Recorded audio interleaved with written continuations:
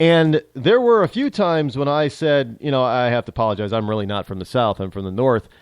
And each and every time that I admitted I was not from the South, the person on the other line in Georgia, in South Carolina, in Alabama, they told me, well, geez, you sounded just like one of us, son.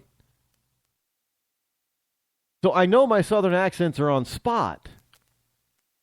The problem is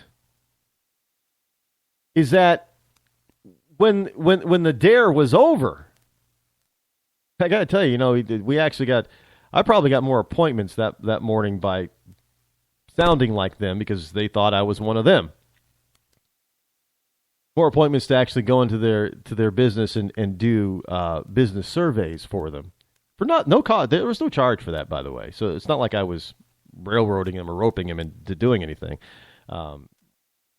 They just got a business survey is something. You go in there for a week. The firm that I work for, they went in for a whole week to measure and monitor and look at every aspect of that person's business for them and give them a free report after that.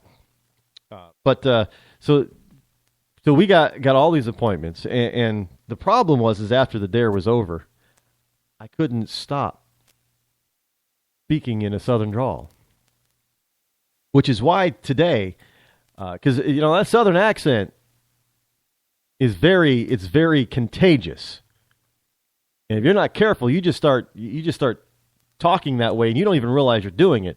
And you just keep doing it. And here it is, in the afternoon, and they're saying, you need to stop, Rod. You don't need to do that anymore. I'm like, do what? They're like, you're doing it now. You're talking in a Southern drawl. I'm like, man, it's hard to stop. It's one of the most contagious accents on the planet. My personal belief. There's nothing wrong with it. I'm just saying it's very contagious. It's very contagious. I don't know where it came from. Or, how Americans got it that way. But oftentimes you'll find Northerners that move down to the South. And if they've been there for a little while, they start sounding like they're from the South. But when Southerners come up north, they don't lose that Southern accent. I don't understand it. I really don't. And again, there's nothing wrong with it. There are certain Southern... If you're from the Atlanta area, a Southern woman with an Atlanta accent via, i.e. remember Designing Women of the 80s? I actually think that kind of accent's kind of sexy. So is an Irish accent, too, on a woman. That's kind of preferences. But I don't find anything wrong with the Southern. Well, there are certain Southern accents, and they get the real Southern drawl. When they say "get it" instead of "get it" or "get it," "get." Well, it's kind of like the Boston accent of "park in the car" in the Boston Garden. That drives me insane. I'll admit it, but I do happen to like the Maine accent. I can't get there from here. I kind of like that one. New England has got a plethora of accents too. Anyway, speaking of accents, but this is not even having to do with an accent. Jeb Bush is caught with a plant taunting Trump. And where was I going with it? Well, it's because of the terror charges on the good old boys flying a flag, a Confederate battle flag, going past the black kid's birthday party. I guess. I can understand where it's a little disconcerting. Maybe even a little bit frightening if somebody drives by. You get 3 or 4 pickup trucks with Confederate battle flags flying off of them, and people shouting out, probably N-word and other epithets at you. I can see it's a little bit disconcerting, but does it amount to terrorist charges? No, it doesn't. But anyway, a Bush plant is caught taunting Trump. I've been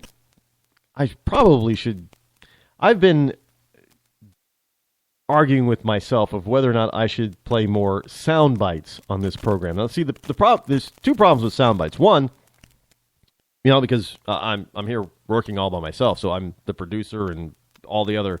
I wear all the hats here at the Rod Eccles Show, so that takes more time. My time is already at a premium, but then it also does something that I really dislike. It takes away from me talking, and as you probably guessed, I like talking. So that's the reason why you don't hear. It is rare for you to hear me interviewing somebody here, or me playing sound bites, because they're just time consuming to prepare, and it just takes up my talking time. Lord knows I probably need 3 hours instead of a 2-hour program. Maybe if I go to 3 hours, I will do more sound bites. But this, listening to this today, it was just unbelievable. I mean, look, I understand that Trump is in the lead on the Republican side. And if you match him up with any of the Democrats right now, he's also leading them. But this girl,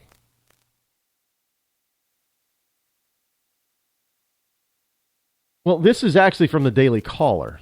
Daily Caller actually printed this out. I'm sure it's not just strictly a Daily Caller story, but the Trump event at the so-called No Labels event, and the girl's name is Lauren Batchelder, Batchelder. She questioned Donald Trump at the No Labels conference. And basically the story went viral. What news outlets reported, it was a confrontation about women's rights. Now, Batchelder asked whether she, under a Trump presidency, would make the same as a man, and if women would have the right to control their bodies. Well, first of all, let me address this. Look, this whole thing about women not earning the same as men, it's a red herring, and it's a bunch of BS, and it's not true. The whole narrative is wrong. The whole narrative is a lie. But secondly, the one person who should know better, and nobody is challenging her on this, and you're probably not going to hear this challenge come up at the debate, is Hillary Clinton pays women staffers on her campaign much less than the men staffers. So the female staffers get paid by a female less than that female is paying the males. And yet, somehow, Republicans, including Trump, diss and hate women. Well, look, I always said that I didn't, based on the facts, it was kind of suspicious. One could logically say that Hillary Clinton doesn't like women either. I know there are people who thought, well, Hillary Clinton loves women because she's a lesbian. Well, I don't know. Evidently, she doesn't like women. Now, maybe it's because of all the bimbo eruptions from her husband, Bill, that she's got a disdain for women. I don't know. The bimbos are trying to come. Was it Jennifer Flowers that was coming out with a book or something? I don't know. So some of the women from Bill's storied past are coming front and center now that Hillary is in the limelight running for the presidency. Now, news outlets reported it as a confrontation between about women's rights and whether or not a woman has a right to control their body, i.e. abortion. So are we saying that Jeb Bush is for unlimited abortion? Now, Trump's senior advisor, Daniel Scavino, first noticed that Batchelder is a Jeb Bush supporter.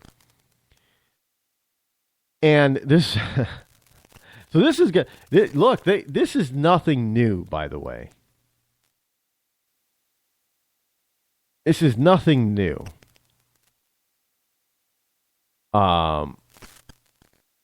That campaigns do this kind of thing, especially to the front runner. And now Batchelder also, she tweeted a bunch of stuff. She's one was One tweet was, "Holy cow! I just wanted my question answered," and I think Donald Trump answered her pretty fairly. But Trump isn't the first presidential candidate that this woman, has confronted. She also confronted Hillary Clinton. And she says in another tweet about Hillary, "You will never get my vote, but at least we had a decent conversation about sexual assault, and I got free food." So this Jeb Bush plant is running around all over. I don't think she can get away with it now because her picture's all over the place. But she's running around, trying to get the gotcha stuff, get the gotcha question with all the different candidates, and pretty much it's dirty politicking when you do stuff like that. It really is. I'm sorry, but it is. It's unnecessary, and it's just plain dirty politicking. And you do that kind of stuff when you're desperate. No, Jeb Bush is starting to get a little desperate because you got his big money backers are starting to question him too, saying, "Hey, Jeb, buddy, old friendo, pal of ours, not doing so well. We want to back a winner, and we thought you'd be the winner, but dude, you're kind of not winning right now. What's the deal? We may have to invest in another candidate here because if you don't have any chance, then why are we wasting our money with you?" And that's what's really going on behind the scenes with the Bush campaign right now, because he lost traction and he can't regain it. He's getting passed over by the likes of Ben Carson and Carly Fiorina as far as support numbers are concerned. But So I guess one of the things they sending out his little minions to different campaign events for different people, and now I don't know if he was actually behind sending this girl out there or not, and even if he was, she would probably deny it, because look, that's rule number one in politics when you're caught doing something distasteful. Deny, deny, deny. Never own up to anything. Just deny, deny, deny. And when the denial doesn't seem to take or work, then you just obfuscate, obfuscate, obfuscate. In other words, just try to change the subject. And if that doesn't work, then you just delay, delay, delay. And you hope that by delaying, delaying presenting the required evidence that people are demanding of you, and so forth. If you delay, you think people will stop paying attention to you, or at least that particular issue or subject. And that has worked in the past. But the problem is that we're in this new era of new media, mostly called the internet. And that stuff just never dies anymore. It doesn't go away. And oftentimes what you'll find is a bunch of lamestream media people who don't know how to do their job will often go back to the web to get their ideas and questions. Believe it or not, that's where a lot of them do their homework online, especially when it comes to right-leaning news and information. They're getting it from us. They're not doing their own investigation. They're just, tapping out a few keys on Google or Bing or what have you, and coming up with a bunch of, right-leaning, right-wing websites. And that's where they're getting all of this stuff. They're not hearing it themselves. They're not investigating it for themselves. They're getting it from us. And then they try to make it sound like it's all them, that they did the research and asked the questions and got all this kind of stuff out. They didn't do that. They got it from us. It's a lazy man's look, I'm not a journalist, but these people who are calling themselves journalists, that's a lazy way to be a journalist.